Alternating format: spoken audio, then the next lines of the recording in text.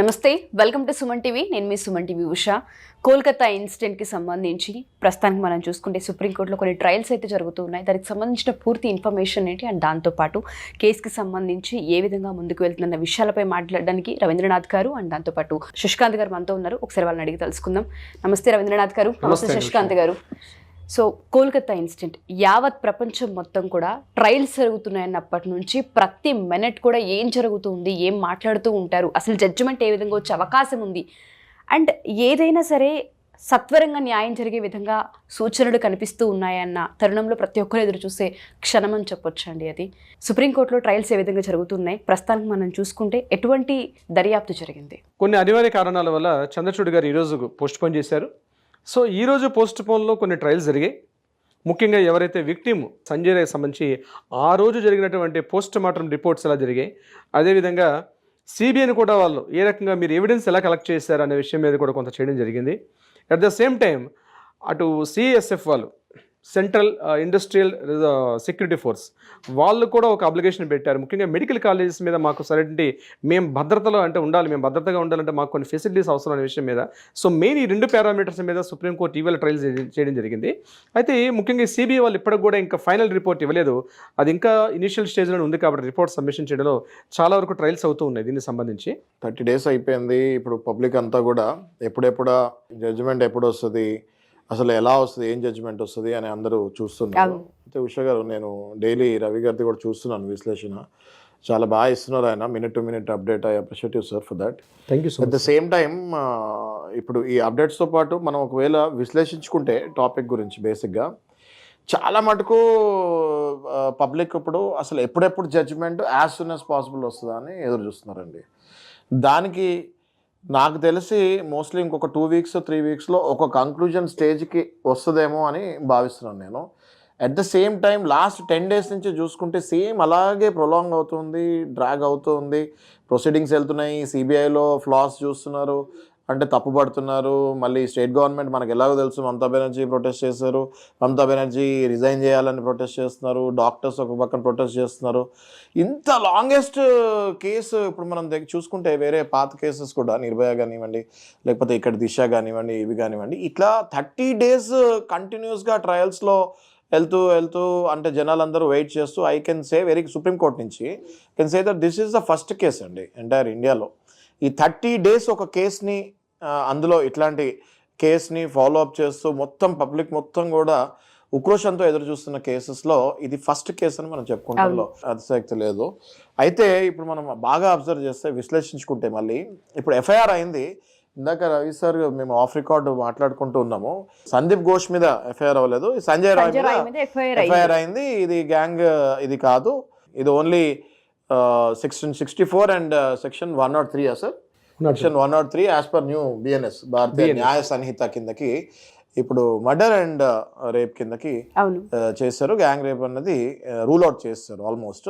ఈ రాయ్ మీద కూడా, సంజయ్ రాయ్ మీద కూడా ఓన్లీ ఈ 2 sections ఇస్తుంది జరిగింది. వితౌట్ ఎఫ్ఐఆర్ సందీప్ ఘోష్కి ఇంట్రోగేషన్ సిబిఐ వాళ్ళు వీళ్ళు ఎప్పటికప్పుడు ఇంట్రోగేషన్ చేసుకుంటూ ఉన్నారు. సో ఒకవేళ జడ్జిమెంట్ ఫాస్ట్ ట్రాక్లో వెళ్ళి వచ్చినా కూడా ఈ రాయ్ అనే వ్యక్తికి, ఎవరైతే వాలంటీర్ ఉన్నాడో ఆయనకు ఒకవేళ after the trials and everything capital punishment ఒకవేళ పడినా కూడా, బట్ దాని వెనకాల ఉన్నది అసలు ఏంటి అన్నదే కదా అందరికీ కావాల్సింది. ఇప్పుడు ఒకవేళ క్యాపిటల్ పనిష్మెంట్ ఈయనకి పడి అసలు వెనకాలది బయటకు రాకపోతే what is the point? Yes, మీరు అన్నట్టుగానే ఎవరైతే ఉన్నారో సంజయ్ రాయ్ ఒక్కడే ఉన్నాడా అంటే చాలా మంది చేతులు ఉన్నాయి, చాలా పెద్ద హస్తాలు కనిపిస్తున్నాయి అన్న విషయం చాలా క్లియర్గా మనకు కనిపిస్తుంది. ఈ ట్రయల్స్ కూడా మనం చూస్తే ఇక్కడ ఎప్పటికప్పుడు స్టేట్కి సంబంధించి, సిబిఐకి సంబంధించి ఎంక్వైరీస్ జరుగుతున్న ప్రాసెస్లో సుప్రీంకోర్టు చాలాసార్లు వీళ్ళని ముట్టికాయలు వేయడం కూడా జరిగింది. మేము అడిగింది ఇది కాదు, క్లియర్ కట్గా ఇన్ఫర్మేషన్ కావాలని ఇప్పటికీ చాలాసార్లు మాట్లాడడం జరిగింది. ఒక సంజయ్ రాయ్ దగ్గర ఇది ఆగిపోతే వెనకాల ఉన్న వాళ్ళు ఎప్పుడు బయటకు వస్తారు, అసలు ఇన్వెస్టిగేషన్ ప్రాసెస్ ఏ విధంగా ముందుకెళ్తూ ఉంది, వెనకాల వాళ్ళని కూడా ముందుకు తీసుకొచ్చే ప్రాసెస్ ఏమైనా కనిపించే అవకాశాలు ఉన్నాయా ఈ ఇన్వెస్టిగేషన్లో, ఈ ట్రయల్స్లో? ముఖ్యంగా భారతదేశంలో ముఖ్యంగా సిబిఐ ఏదైతే ఇన్వెస్టిగేషన్స్ ఏవైతే చేస్తారో సిబిఐ చాలా పవర్ఫుల్ అండి. అందులో పనిచేస్తున్నటువంటి ఆఫీసర్లు కూడా చాలా ఇంటెలెక్చువల్స్. వాళ్ళు అమెరికన్ కంట్రీస్లో తీసుకున్న వాళ్ళతో ఎక్కడ కూడా తక్కువ విషయంలో ఉండదు. ముఖ్యంగా సిబిఐ అంత పవర్ఫుల్ ఇన్వెస్టిగేషన్ చేస్తుంది సిబిఐ వాళ్ళు. నేను అనుకుంటాను, బీయింగ్ అన్ అడ్వకేట్గా, ఇందులో ఈ ఎస్పెషల్లీ ఈ కేసు సంబంధించి ఆ ఇన్వెస్టిగేషన్ మెథడ్సే మనకు తెలుస్తున్నాయి. అంటే ఫోరెన్సిక్లో ఇన్వెస్టిగేషన్ చేశారని, పాలిగ్రాఫ్ టెస్టులు చేస్తున్నారని, డిఎన్ఏ టెస్ట్ అయింది, డిఎన్ఏ టెస్ట్, ఇవి మాత్రమే మనకు బయటకు తెలుస్తుంది.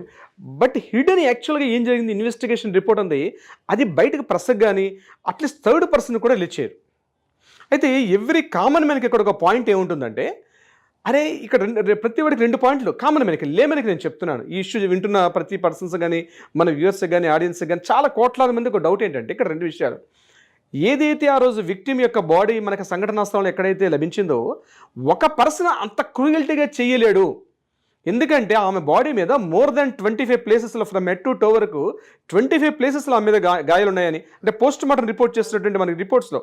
అయితే ఇక్కడ మనకి ఇప్పుడు ఇస్తున్న రిపోర్ట్ ప్రకారం మనకి శశికాంత్ గారు ఇక్కడ ఏం చెప్తున్నారు, సెక్షన్ 64 ప్రకారం సింగిల్ పర్సనే అక్యూజ్డ్, ఇక్కడ ఇతనే ఇన్వాల్వ్మెంట్ అయ్యి ఉన్నాడని చెప్తుంది మనకి. ఆల్రెడీ ఈ రోజు నిన్న సెల్డా కోర్టులో వెళ్ళిన ఫైలింగ్లో కూడా చెప్తుంది. బట్ సిచ్యువేషన్ చూస్తేనేమో ఒక పర్సన్ ఇంత క్రూయల్టీగా చేయగలడా, ఇది నెంబర్ 1. నెంబర్ 2 ఏమని గుర్తొస్తుందంటే, ఇది యాక్చువల్గా ఏదో ఆ క్షణం తాత్కాలికంగా వాడు ఒక టెంప్టేషన్ వచ్చింది, ఆ టెంప్టేషన్తో అమ్మాయి సింగిల్గా అనిపించింది early morning hours. So that is అది అంటే ఎక్కువగా ఈ రేప్స్ మర్డర్స్ ఎక్కువగా ఎలాంటి టైంలో జరుగుతాయంటే నైట్ అండ్ మార్నింగ్ అవర్స్ జరుగుతాయి.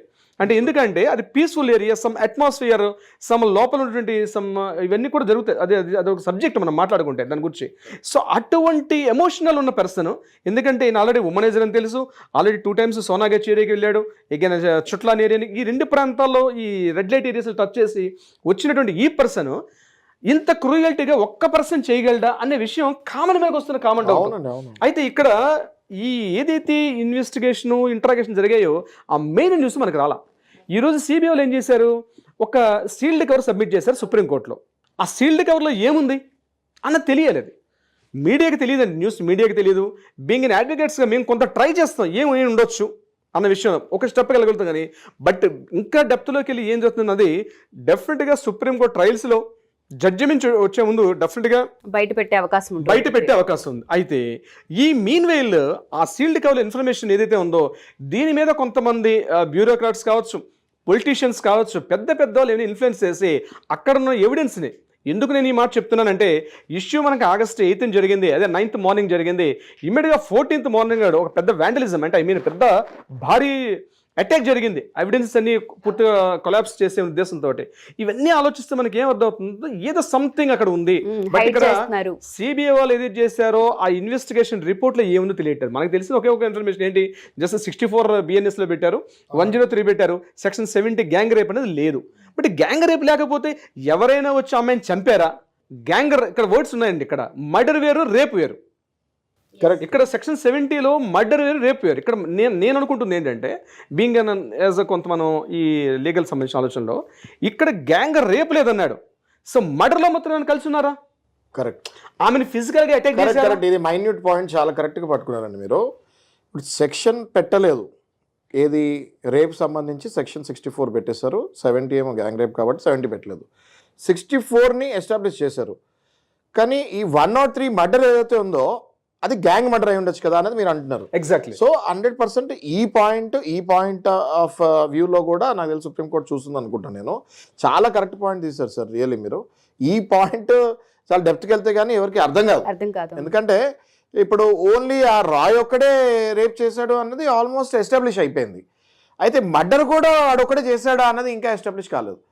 మర్డర్కి గ్యాంగ్ మర్డర్ అని ఉండదు, ఇట్స్ ఎ మర్డర్, దానికి సపరేట్ సెక్షన్ ఏమి ఉండదు. మళ్ళీ మర్డర్కి, రేప్కి మాత్రం సపరేట్గా సెక్షన్స్ ఉంటాయి, ఏది నార్మల్ రేప్కి, గ్యాంగ్ రేప్కి.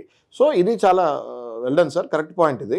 ఈ మర్డర్లో ఎవరైనా కలిసి ఉన్నారా అన్న పాయింట్ డెఫినెట్గా కామన్ మ్యాన్కి ఇప్పుడు ఇవాళ మీరు చెప్పిన తర్వాత ఆ డౌట్ వచ్చే ఛాన్స్ ఉన్నాయి. అట్ ద సేమ్ టైం నిన్న అనుకుంటా, I think yesterday West Bengal governor C V Anand Bose గారు అనుకుంటా సార్, ఆయన ఒక లెటర్ రాయడం జరిగింది వెస్ట్ బెంగాల్ చీఫ్ మినిస్టర్కి మమతా బెనర్జీకి. ఇమీడియట్గా క్యాబినెట్ మీటింగ్ పెట్టండి, పెట్టి మీరు ఏం చేస్తారో తెలియదు, అట్లీస్ట్ అక్కడ జరిగింది మీ ప్రకారం కంక్లూడ్ చేసి you have to give an explanation. అసలు మీ ప్రకారం అక్కడ స్టోరీ ఏం జరిగింది అన్నది I need a clear cut explanation అనేసి గవర్నర్ గారు నిన్న ఆనంద్ బోస్ గారు లెటర్ రాయడం జరిగింది. ఎవరికి? మమతా బెనర్జీ గారికి. క్యాబినెట్ మీటింగ్ పెట్టమని. అయితే ఇప్పుడు మనం ఇవన్నీ చూసుకుంటూ ఉంటే అండి, గ్యాదర్ చేసుకుంటూ ఉంటే ఈ విషయము ఇప్పుడు దాకా ఎవరికి తెలియకుండా ఉందా అంటే అది రాంగ్. అది ఎవరికో ఒకళ్ళకి నిజం తెలిసే ఉంటుంది. ఎవరికో ఒకళ్ళకి నిజం తెలిస్తే అది స్ప్రెడ్ అయ్యి చాలా మందికి తెలుసుంటుంది. ఈ పాటికి వెస్ట్ బెంగాల్లో చాలా మందికి అసలు నిజం ఏంటి అన్నది అందరికీ తెలుసు. కాకపోతే చట్టంలో ఏంటి అంటే ఏదైనా కూడా ప్రూవ్ చేయాలి. మీరు చూడండి ఉషా గారు, చిన్న టెక్నికల్ థింగ్ వల్ల కేసు కంక్లూజన్కి రావట్లేదు. ఇప్పుడు మనం పాతకాలంలో చూసుకుంటే గట్టు పంచాయతీలు అంటారు. ఆ పంచాయతీ మీద కూర్చొని ఆ గట్టు మీద కూర్చొని నలుగురిని పిలుస్తారు, ఎవిడెన్స్ కిందకి ప్రూఫ్లు ఎస్టాబ్లిష్ చేస్తారు, అయిపోద్ది. ఎప్పుడైతే మనది కోర్ట్ సిస్టంలోకి వచ్చామో everything has to go very technically. అంటే ఆ పర్టికులర్ డిపార్ట్మెంట్, ఫారెన్సిక్ డిపార్ట్మెంట్ ఈ రిపోర్ట్స్ చేయాలి, సిబిఐ వేరే రిపోర్ట్స్ చేయాలి, నార్మల్ పోలీసు వాళ్ళు వేరే రిపోర్ట్స్ చేయాలి, అన్నిటిని కలపాలి, అన్ని ఇంట్రాగేషన్స్ కలవాలి, అది ముందుకు రావాలి. ఇది నిజం అని తెలిసినా దాన్ని ఎస్టాబ్లిష్ చేసే వరకు ఇది నిజం అని బయటకు చెప్పకూడదు.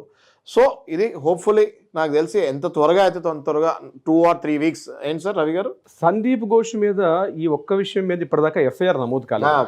ఎగ్జాక్ట్ ఈ పాయింట్ ఇక్కడ ఏంటంటే ఎఫ్ఐఆర్ ఏదైతే ఉందో ఇప్పటిదాకా ఈ విక్టిమ్ మీద అభయ మీద ఏదైతే జరిగిందో ఈ యొక్క ఇన్సిడెంట్ సంబంధించి ఇప్పటిదాకా ఎఫ్ఐఆర్ నమోదు కాలేదు. ఇది కాకుండా సిబిఐ వాళ్ళు మరొకటి చేయడం జరిగింది. అది కూడా అఖ్తర్ అలీ అని చెప్పి డిప్యూటీ సూపరింటెండెంట్ ఎవరైతే ఉన్నారో అతను ఇచ్చినటువంటి అబ్లిగేషన్ మీద దీని మీద ఇతన్ని పాత ఇష్యూ ఏంటి, ఇక్కడ ఈయన డ్యూరేషన్లో చేసినటువంటి ఫైనాన్షియల్ ఇర్రెగ్యులారిటీస్ ఏవైతే ఉన్నాయో దాని మీద ఒక ఎఫ్ఐఆర్ నమోదైంది. దానికి సంబంధించిన ఎవిడెన్సెస్ కూడా బయటకు వచ్చాయి. అతను రీసెంట్గా ఈ రోజు కూడా మనం ఒక వీడియోలో మాట్లాడడం జరిగింది. అక్కడ ఉన్నటువంటి ఈశాన్ కేఫ్ అనే కేఫ్లో కూడా ఇతను ఏ రకంగా ఫైనాన్షియల్ ఇర్రెగ్యులారిటీస్ అట్లా అతను ఫేస్ చేసినందుకు కూడా మనకు తెలిసింది. At the same time enforcement directorate కూడా ఈయన మీద మరొక అటాక్ చేశారు. ఇతను ఈ ఒక్క ప్రాపర్టీస్ ఇక్కడ కాకుండా ఈ ఫండ్ ఒక government employee, being a government employee, government నుంచి వస్తే తనకు వచ్చిన బెనిఫిట్స్తో కాకుండా ఇతను అదనంగా తన అసెట్స్ ప్రాపర్టీస్ ఇంక్రీజ్ చేసుకోవడం యాజ్ పర్ లా ప్రకారం తప్పు అనమాట. సో దానికి సంబంధించి ఈయన ఏం చేశాడు, ఇక్కడ క్యానింగ్ అనే ఏరియా దగ్గరలో ఆల్రెడీ ఒక బంగ్లా కూడా ఉంది. ఆ బంగ్లా మీద మనకి సంగీత సందీప్ ఘోష్ని ఆ బిల్డింగ్ మీద పేరుతో సహా తెలిసింది. అక్కడ వాళ్ళు లోకల్ ఎంక్వైరీ చేస్తే ఈ బిల్డింగ్ యాక్చువల్గా డాక్టర్ బాబు అని పిలుస్తామండి, ఆ బిల్డింగ్ ఆయనదని చెప్పడం జరిగింది. అక్కడికి వెళ్ళాలి మళ్ళీ ఈడీస్ వెళ్ళి అక్కడ సెర్చింగ్ వెళ్తే చాలా డాక్యుమెంట్స్ అన్ని కూడా కలెక్ట్ అయింది. ఇది మనకి అథెంటికేషన్ ఇన్ఫర్మేషన్ ప్రకారం. అంటే ఓవైపు కేసు అక్యూజ్ వైపు చూపిస్తున్నారు, అట్ ద సైమల్టేనియస్గా సందీప్ ఘోష్ యాక్టివిటీస్ మీద ఉంది. సందీప్ ఘోష్ చాలా పాలిగ్రాఫ్ టెస్టులు చేశారు. ఈయనతో పాటు more than 10 members polygraph test చేశారు.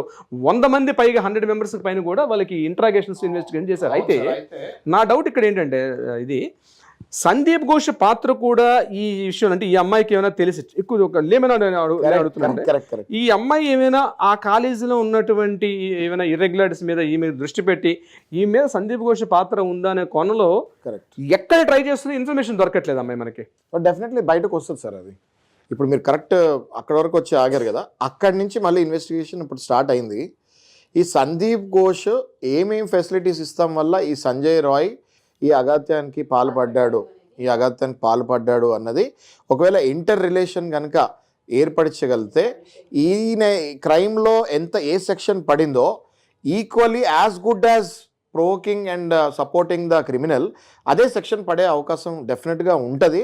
అంటే పర్సనల్గా ఈ సెక్షన్ 64 పడకపోయినా మర్డర్లో మాత్రం 103 BNS భారతీయ న్యాయ సంహిత కిందకి మర్డర్లో సందీప్ ఘోష్ని కనుక ఇన్వాల్వ్ చేయగలిగితే ఆ సెక్షన్కి పుల్ చేసి ఇద్దరికి క్యాపిటల్ పనిష్మెంట్ పడే ఛాన్స్ సందీప్ ఘోష్ అండ్ సంజయ్ రాయ్ మీద ఆల్రెడీ జాయింట్ ఉన్నట్టుగా మనం ఒక స్పెషల్ వీడియోస్ చేసాం. వీలైతే మనం ప్రీవియస్ వీడియోస్ ఒకసారి మీరు వెళ్ళగలిగితే నేర చరిత్ర 1 అని మనం ఒక ఎపిసోడ్ చేసాం స్పెషల్ దీని మీదే. ఎపిసోడ్ అంటే మొత్తం ఒక సీరియస్ గా చేస్తూ నేర చరిత్ర 1 అని ఒకటి చేసాం. అప్పుడప్పుడు అనిపిస్తుంది అండి నాకు అంత తొందరగా కూడా తెలియదు కాదని. రీజన్ ఏంటి అంటే దీని వెనకాల చాలా పెద్ద మాఫియా ఉంది. ఇంత 30 రోజులైంది యావత్ భారతదేశం 150 కోట్ల మంది ఎదురు చూస్తున్నారు. ప్రపంచ దేశాలన్నీ ఎదురు చూస్తున్నాయి. మీరు ఇందాక మనం ఆఫ్ రికార్డ్ మాట్లాడుకున్నట్టు మొత్తం 25 కంట్రీస్లో ప్రొటెస్ట్ జరిగింది నిన్న. ఓకే, యావత్ భారతదేశం యావత్ ప్రపంచం దీనికి ఎదురు చూస్తున్నప్పుడు ఈ సందీప్ ఘోష్ అనేవాడు కూడా అప్రూవల్గా మారి ఒకవేళ మినిస్టర్ లెవెల్లో గవర్నమెంట్ లెవెల్లో ఎవరైనా ఇన్వాల్వ్ అయ్యి ఉండి వాళ్ళ పేర్లు కూడా బయట పెడితే ఎంటైర్ గవర్నమెంట్ కొలాప్స్ అయ్యి ఈ కేసు పెద్ద ల్యాండ్ మార్క్ కేసు లాగా అయ్యే ఛాన్సెస్ ఉంటాయి. కాబట్టి ఇప్పుడు యాజ్ ఎ అడ్వకేట్ పక్కన పెట్టేస్తే మనం యాజ్ ఎ కామన్ మ్యాన్ నాకు కూడా చాలా కోపంగా ఉంది. ఎవరైతే చేసింది 30 రోజులు అయింది ఈ కేసుని కనిపెట్టలేకపోయారా, ఇంపాసిబుల్, కనిపెట్టే ఉంటారు అని నేను కూడా అనుకుంటాం జరుగుతుంది as a layman. But at the same time ఈ టోటల్ మాఫియాని బయటకు లాగాలి. ఒకవేళ వెనకాల నిజంగానే మినిస్టర్లు గవర్నమెంట్లో హైయెస్ట్ లెవెల్ ఉన్న వాళ్ళు కూడా ఉండుంటే సందీప్ ఘోష్ కనుక ఈ ట్రయల్లో అది కూడా బయట పెడతారేమో అని సిబిఐ ఎదురు చూస్తుందేమో. ఇందాక మీరు అన్నట్టు మెయిన్ ఇక్కడ శశికాంత్ గారు ఒక మాట అన్నారు. మన ఇండియన్ యాక్ట్ ప్రకారం ఇండియన్ జ్యుడిషియల్ సిస్టంలో ఏంటంటే ఎస్పెషల్లీ ఎవిడెన్సెస్ అన్ని చాలా పవర్ఫుల్గా ఉంటాయి మనకి. Correct sir. ఏదో వచ్చాం ఈరోజు జడ్జిమెంట్ ఇచ్చేసాం, పూర్వకాలం మరీ మన రచ్చబండ మీద కూర్చొని కథలు చెప్పినట్టు ఉండదు. ఎలా ఉంటుందంటే ఎవిడెన్స్ బలంగా ఉండాలి. దట్ ఇంకొక పాయింట్ మెయిన్ శశికాంత్ గారు, opposition government side Kapil Sibal, exactly. CBI నుంచి ఆల్రెడీ ఒక ఇద్దరు అడ్వకేట్స్ ఉన్నారు. ఈరోజు మెహతా గారు ఆల్రెడీ ఇందులో పార్టిసిపేట్ చేయడం జరిగింది. వీళ్ళందరూ ధీటుగా, ఇది అన్ఫార్చునేట్ ఏంటంటే ఎక్యూజ్డ్ కనిపిస్తున్నాడు ఎవరైతే సంజయ్ రాయ్ మీద కూడా కవితా సర్కార్ ఒక ఉమెన్ అయి ఉండే, ఆవిడ కూడా correct. Being an women total India wide ఎవరు కూడా అక్యూజ్డ్ తరపున మేము వాదించడానికి ఏ ఒక్క అడ్వకేట్ కూడా ముందుకు రాకపోతే కవితా సర్కార్ ఇనిషియేటివ్ తీసుకొని నేను వస్తానని చెప్పడం. Second point, very important news ఏంటంటే ఆవిడ ఏం చెప్పారంటే, నేను I mean dead against about the ఉరిశిక్ష తీసుకోవడానికి, నేను దానికి ఎగనిస్ట్. ఈ మనిషికి ఉరిశిక్ష తీయడం ఉంది మోడర్న్ సొసైటీలో. ఒక పర్సన్ మరో పర్సన్ చంపే హక్కు లేదు కాబట్టి ఏ పర్సన్ కానీ యావజ్జీవ కారాగార శిక్ష, లైఫ్ ఇంప్రిజన్మెంట్ మించినటువంటి శిక్షే లేదు. So I'm the dead against. ఆవిడ ఆల్రెడీ స్టేట్మెంట్స్ ఇస్తున్నారు.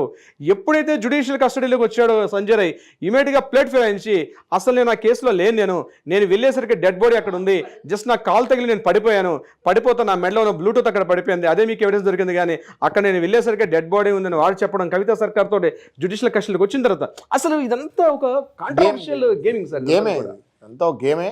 ఈ గేమ్ని బ్రేక్ చేస్తామే న్యాయవాదుల పని, అక్కడ ఉన్న న్యాయమూర్తుల పని. డెఫినెట్గా ఇది supreme court apex court of the కంట్రీలో ఉంది కాబట్టి 100% ఇందులో నుంచి తప్పించుకునే ఛాన్సెస్ ఎవరికి లేవనుకోండి. అట్ ద సేమ్ టైం కొంచెం పొలిటికల్ ఫ్లేవర్ కూడా కనపడుతుంది మనకి. Because of west Bengal government మొత్తం షేక్ అయిపోతుంది కాబట్టి ఈ పొలిటికల్ ఫ్లేవర్ లేకుండా నిజాలు తొందరగా బయటకు రావాలని మనం ఆశిస్తామండి. కొత్త చట్టాలు, కొత్త యాక్ట్స్, కొత్త సిస్టమ్స్ ఎస్పెషల్లీ మెడికోస్ సంబంధించి ఉన్నటువంటి కాకుండా సుప్రీంకోర్టు ఆల్రెడీ ఒక టాస్క్ ఫోర్స్ ఇవ్వడం జరిగింది.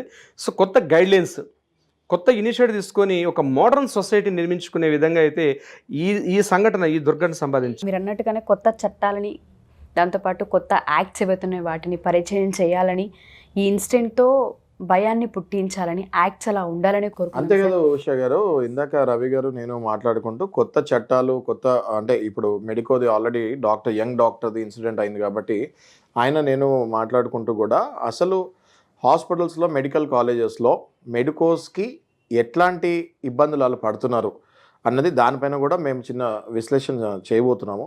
కొంచెం గ్రౌండ్ వర్క్ చేసుకొని దాని తరంతరం మనం we will definitely discuss about that point. So present అయితే అభయాకి సంబంధించి జస్టిస్ జరిగే విధంగానే ఏదైతే సుప్రీంకోర్టు సుమోటోగా తీసుకుందో దాన్ని ఇంకొంచెం సత్వరంగా న్యాయం జరిగేలా చూడాలని, త్వరితగతిన రావాలని కోరుకుందాం. Thank you sir. Thank you so much. Thank you so much.